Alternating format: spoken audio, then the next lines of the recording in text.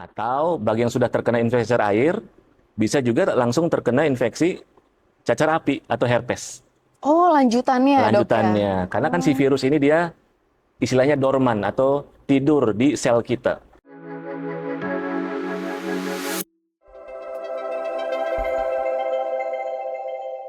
Halo sahabat Betsaida, selamat datang kembali di Betsaida Podcast. Di sini kita bersama dengan Dr. Aulia Rahman, spesialis kulit dan kelamin dan estetika. Dan hari ini kita mau curhat-curhat nih soal cacar air yang bikin banyak kayaknya orang parno gitu ya dok ya. Nah, sebelum kita bahas lebih lanjut, sebenarnya secara medis apa sih penyakit cacar air itu? Oke, baik. Terima kasih, Fani. Halo, sahabat Bethsaida Hospital Serang. Ya, jadi terkait cacar air ya. Jadi cacar air atau bahasa kedokterannya itu varicella zoster. Jadi cacar air ini merupakan infeksi virus. Nama virusnya virus varicella zoster. Atau punya nama lain namanya alpha herpes virus 3. Jadi virus ini menyebabkan dua penyakit. Pertama, penyakit cacar air. Yang kedua, penyakit cacar api atau herpes zoster. Jadi kedua penyakit ini memang sangat menular, Fani. Jadi sangat menular dan menyebar. Dan memang untuk penularannya itu cukup cepat ya. Jadi lewat udara sama lewat kontak, ada kulit yang di pasiennya ini ada cairannya. Nah, itu yang bisa menularkan juga seperti itu. Baik, berarti memang dari cairan dan kontak itu ya Dari dok ya? kontak sama dari bicara gitu. Dari Oh bicara, gitu. dari ngomong, atau dari bersin, dari mulut orang yang terinfeksi virus ini. Tapi aku penasaran nih dok, untuk gejala awalnya itu seperti apa sih? Oke, baik.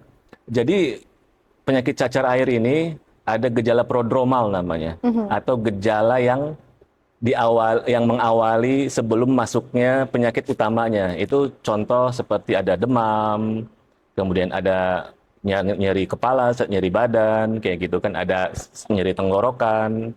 Nah, itu awalnya gejala prodromal. Kemudian muncul, setelah itu baru muncul bercak merah, pelenting-pelenting isi cairan. Hmm, Nah, itu berarti tandanya sudah mulai memasuki fase terjadinya infeksi cacar air itu. Seperti itu. berarti mulai dari sakit tenggorokan Ya, dan mulai demam, muncul itu ya dok ya ya? kemudian beberapa hari kemudian mulai muncul seperti tadi itu. Oh baik-baik.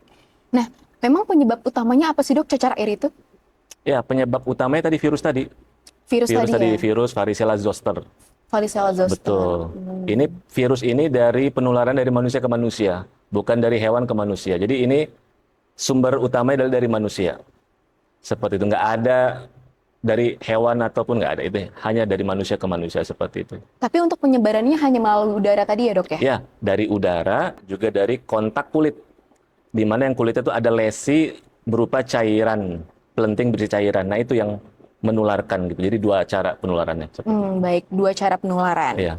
Nah, untuk ngebedain cacar air dengan campak nih dok, kadang-kadang orang tuh pada bingung nih, kayaknya sama tapi ternyata beda gitu ya dok ya? Ya, memang kalau sepintas kilas memang mirip ya.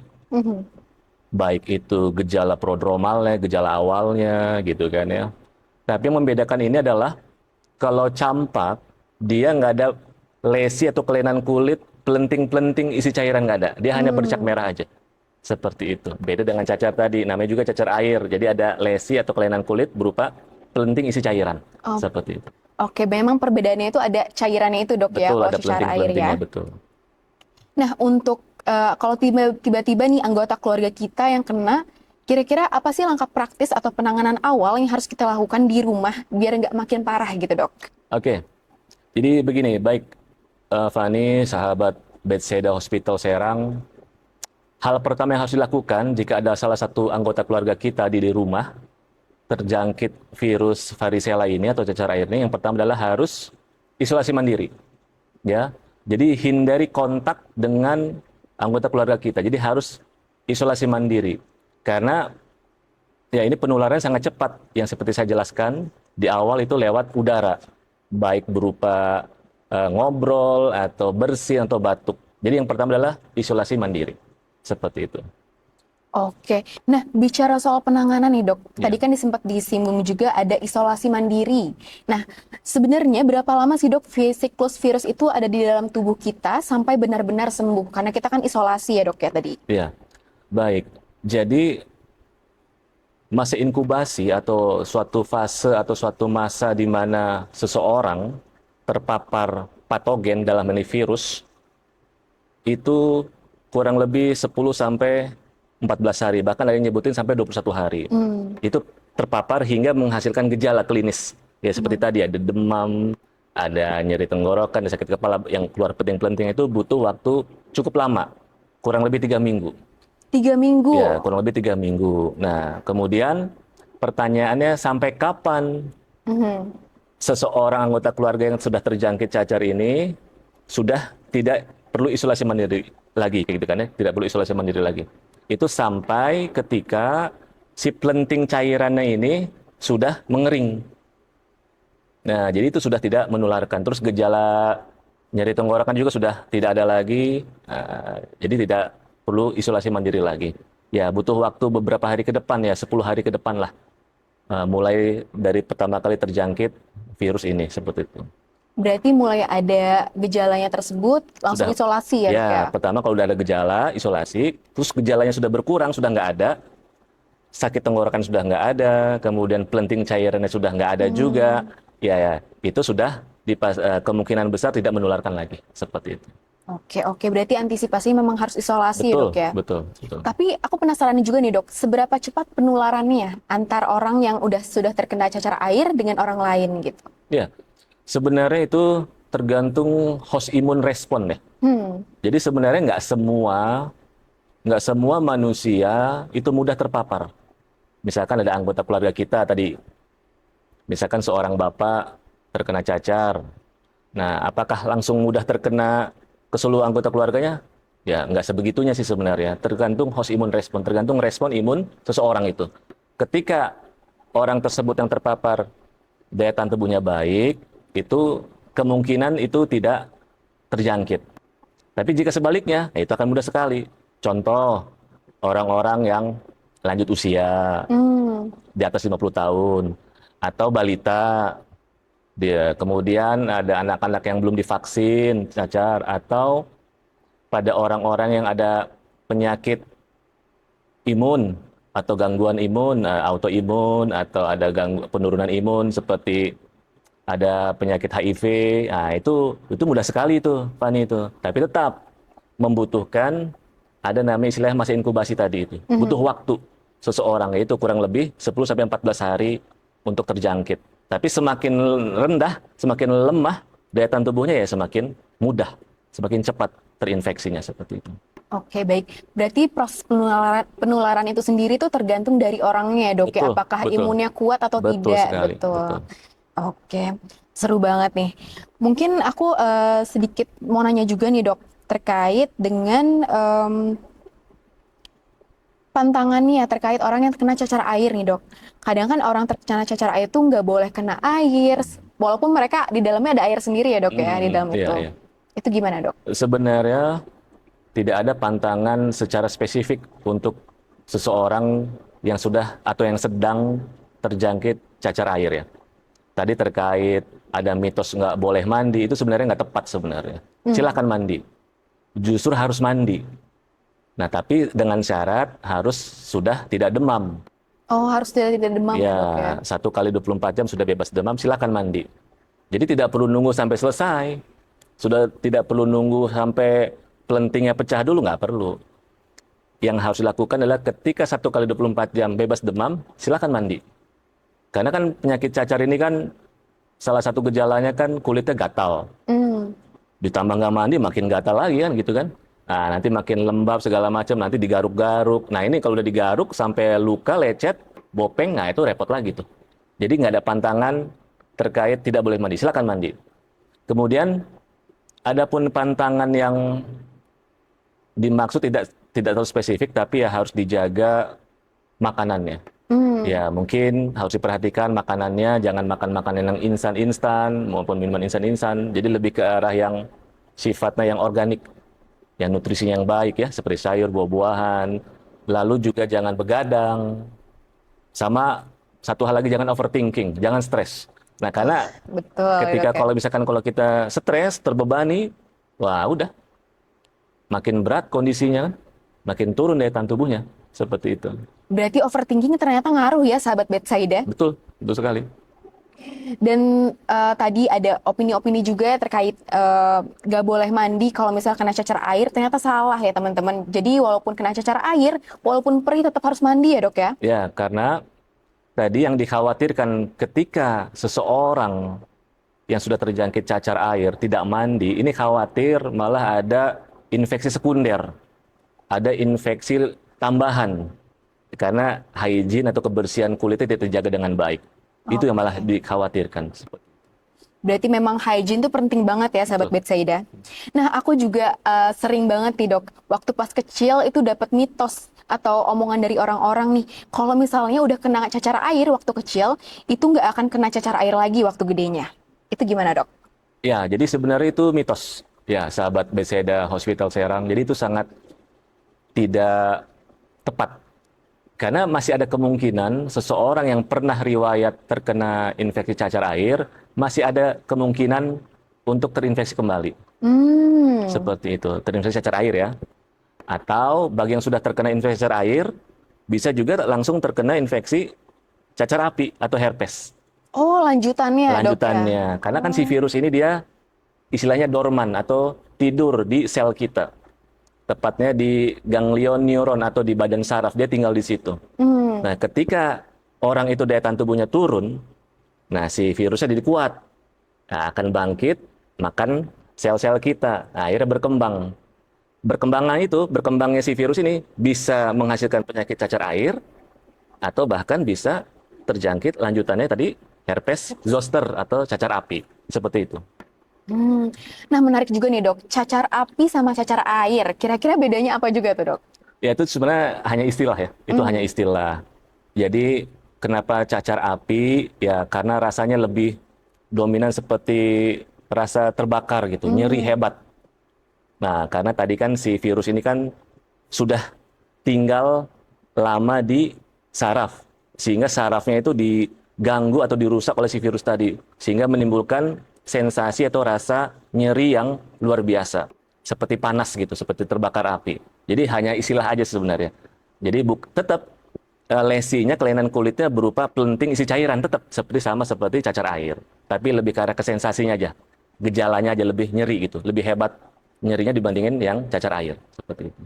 Oke. Berarti sama-sama ada airnya, cuma Sama-sama ada. rasanya lebih terbakar gitu Ya, ya dok seperti ya? terbakar api kayak gitu.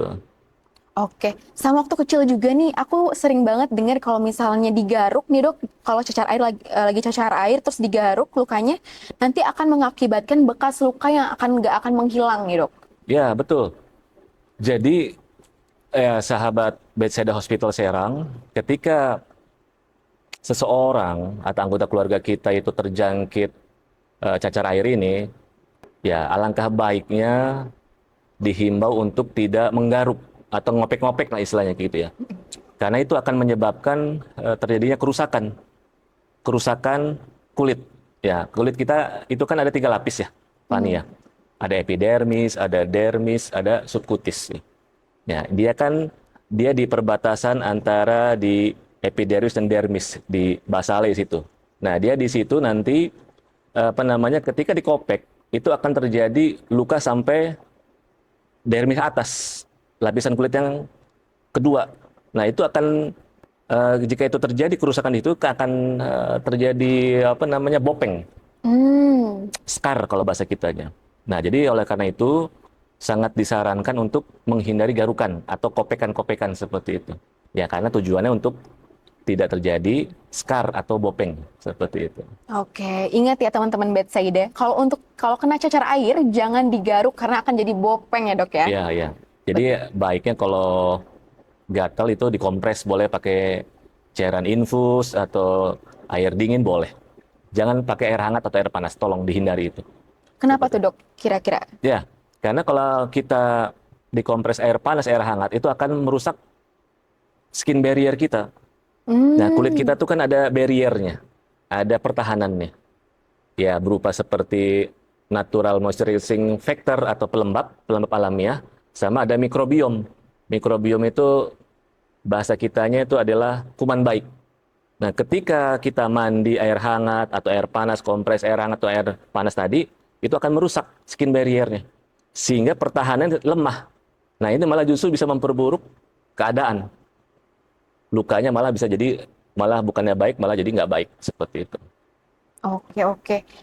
Menyambung nih dok dari jawaban dokter Ya, tadi ya, ada beberapa pertanyaan terkait cara merawat tubuh yang terkena cacar air nih dok. Dari cara mandinya, penggunaan obatnya, dan tadi juga ada kompres dan lain-lain ya dok ya. Itu gimana tuh dok? ya. Yang untuk mandi itu jangan digosok ya. Jadi jangan terlalu kasar. Seperti biasa mandi pada umumnya. Jadi nggak perlu digosok pakai apa namanya tuh yang scrub kayak gitu nggak Iya. perlu ya. Kemudian lembut aja gitu kan. Biarkan saja seperti biasa kayak gitu kan. Jadi nggak perlu digesek-gesek atau gosok terlalu kuat. Ya, kemudian disarankan juga mandinya menggunakan sabun yang sifatnya apa namanya yang ada moisturizer-nya, ada pelembabnya. Sehingga tidak menyebabkan kulit menjadi kering kayak gitu. Mm-mm. Kalau untuk obat olesnya dan lain-lain itu gimana dok? Ya, terkait untuk obat oles itu alangkah baiknya nanti dikonsultasikan langsung ke dokter ya. Jadi nanti itu kan yang kita khawatirkan adalah obat oles itu kita gunakan untuk area kulit yang sudah pecah. Hmm. Si pelenting sudah pecah, itu nanti khawatirkan nanti kan ada bakteri masuk, ya paling Hmm. kita berikan antibiotik topikal, antibiotik oles untuk mencegah infeksi sekunder. Nah, kalau yang masih pelentingnya masih utuh, Mhm. ya paling diberikan topikal untuk mengurangi gatalnya saja, seperti itu. Tapi yang lebih baik sih kita langsung diskusi dengan dokter di Bethsaida Hospital Serang, seperti itu. Betul banget. Berarti kalau untuk ada sahabat Betsaida yang ada cacar air di tubuhnya, perlu dikonsultasikan ya dok ya ke Ya, hospitals. Gitu. Nah selanjutnya nih dok, setelah pasien atau penderita virus cacar air itu pulih ya dok ya, bagaimana cara menghilangkan bekas-bekas cacar air yang masih terlihat pada kulitnya? Gitu. ya itu kalau bekas itu kan ada dua jenis ya. Mhm. Ada bekas warnanya aja, warna gelap hitam, atau bekas yang saya sampaikan tadi ada bopeng. Nah, Hmm. penanganan itu pasti berbeda. Nah, penanganannya juga pasti berbeda juga, kan kayak gitu. Jadi memang itu harus dievaluasi langsung ya ke Bethesda Hospital Serang, sehingga nanti penanganan juga sesuai, tepat, seperti itu. Pastinya ada penanganan yang berbeda, seperti itu. Oke, oke, oke, menarik banget nih dok. Nah, kalau dari dokter sendiri, kira-kira pernah nggak sih dapat pasien yang memang unik nih dok, kena cacar airnya? Mungkin ada luka lain selain cacar air itu, sehingga ada infeksi lain gitu dok. Ya, kemungkinan sih itu bisa terjadi, dan saya punya pengalaman, itu ada infeksi sekunder namanya. Gimana tuh dok? Ya, sampai bernanah. Oh, Saya pernah nemu seperti itu kasus. Ya kan, yang seperti kita bahas tadi kan, kalau cacar air kan pelenting isinya cairan. Nah, ini ada nanahnya. Nah, kemungkinan besar itu ada infeksi sekunder. Memang, yang namanya nanah itu nggak selalu isinya infeksi, ya, nggak selalu. Bisa jadi itu adalah respon tubuh dari tubuh kita gitu kan ya, berupa sel-sel peradangan. Ya, kayak gitu ya. Ya, tapi ya kalau untuk membedakannya itu bisa dilihat dari gejalanya. Kalau misalkan kalau dia ada demam, kemungkinan besar itu nanahnya ada infeksi bakteri atau infeksi yang lainnya seperti itu. Ya, jadi yang hmm. saya pernah lihat itu ada nanah atau bahkan korengnya itu kekuningan. Oh sampai kayak gitu ya dok ya? Ada, saya pernah melihat seperti itu. Ya, karena Hmm. itu penanganannya yang kurang kurang tepat. Ya, saya pernah nemu itu dibalur macam-macam pakai apa? Tumbuh-tumbuhan. Mhm. Nah, tumbuh-tumbuhannya itu bukannya ditumbuk tapi dikunyah dulu terus ditempelin. Nah, itu kan campur tuh dari mulut, yang mana mulut itu kan ya ada kumannya Iya juga. Nah, betul. nempel ke lesi kulit, ke pelenting yang udah pecah. Ya udah, di situ terjadi proses infeksi sekunder tadi itu. Seperti itu. Oke, baik-baik. Berarti memang bisa menjalar kemana-mana ya dok ya Ya, untuk bisa infeksinya itu, menyebabkan infeksi sekunder. infeksi sekunder tadi. Nah, kalau untuk faktor usia nih dok, apakah berpengaruh parah atau tidaknya si cacar air tersebut? Ya, betul. Betul. Itu punya pengaruh ya. punya pengaruh jika terjadi pada usia usia yang lanjut ya, di atas 50 lah. Itu bisa kelihatannya dampaknya lebih berat seperti itu. Oh, oke, oke, oke. Nah nih dok, penasaran juga mungkin sahabat Betsaida, kalau di Betsaida Hospital Serang ini ada vaksin cacar air nggak sih dok? Dia, dia di sini di BCD Hospital Serang itu ada vaksinnya. Oh, Betul, seperti itu ya. Yang pasti ya vaksin ini kan diberikan kan untuk mhm. mencegah parahnya jika terjangkit cacar lagi. Seperti itu. Atau mencegah terjadinya kemungkinan cacar api atau herpes tadi. Bukan berarti nggak sama sekali ya. Mhm. Kalaupun kena lebih ringan lah gejalanya seperti itu. Oke, Seperti kalau itu. untuk vaksin sendiri nih dok, untuk mulai usia berapa ya dok bisa menggunakan vaksin cacar air tersebut? Ya sebenarnya dari usia balita pun sudah ada disarankan untuk vaksin gitu kan ya. Dari usia balita ya Iya berarti ya? balita ya betul, anak-anak ya kayak gitu. Anak-anak, oke. Sampai usia Ya orang-orang dewasa pun bisa gitu orang-orang kan. dewasa juga Bisa, bisa. bisa ya. Oke, berarti sahabat Betsaida, khususnya Betsaida Hospital Serang, bisa menggunakan vaksin di Betsaida Hospital Serang untuk mencegah cacar air dan juga lanjutannya itu cacar api ya dok ya? Ya, bisa. Oke, kalau dari dokter sendiri kira-kira ada masukan nggak dok atau pesan-pesan untuk sahabat Betsaida terkait orang-orang yang untuk mencegah cacar air? Ya, sebenarnya ini bukan pesan-pesan, ini sudah seharusnya dilakukan ya untuk sahabat Bethesda Hospital Serang. Jadi kita itu sebelum sakit ya kita jaga sehat kita sebenarnya. Dengan cara apa ya? Dengan pola hidup sehat. Seperti apa yang kita konsumsi ya, seperti makanan, minuman. Yang harus dihindari itu adalah makanan, minuman instan, pemanis buatan, ultra processing food ya, junk food, segala macam atau fast food. Jadi kita lebih ke yang natural, yang organik, sayur, buah-buahan, ikan laut, telur, dan lain-lain. Itu yang pertama. Kemudian yang kedua, senantiasa sempatkan waktu kita untuk olahraga. Hmm, Ya, olahraga itu penting. Sahabat Bethesda Hospital Serang, sangat penting malah.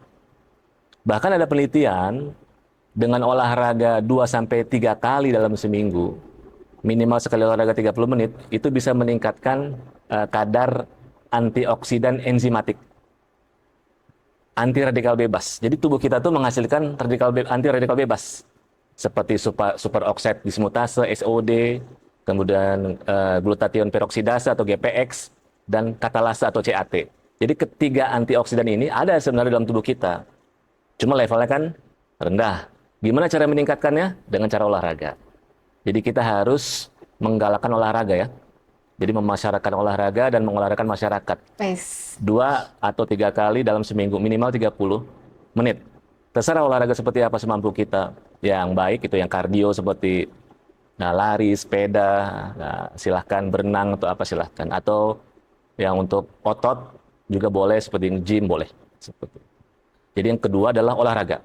Kemudian yang ketiga, harus hindari kebiasaan begadang.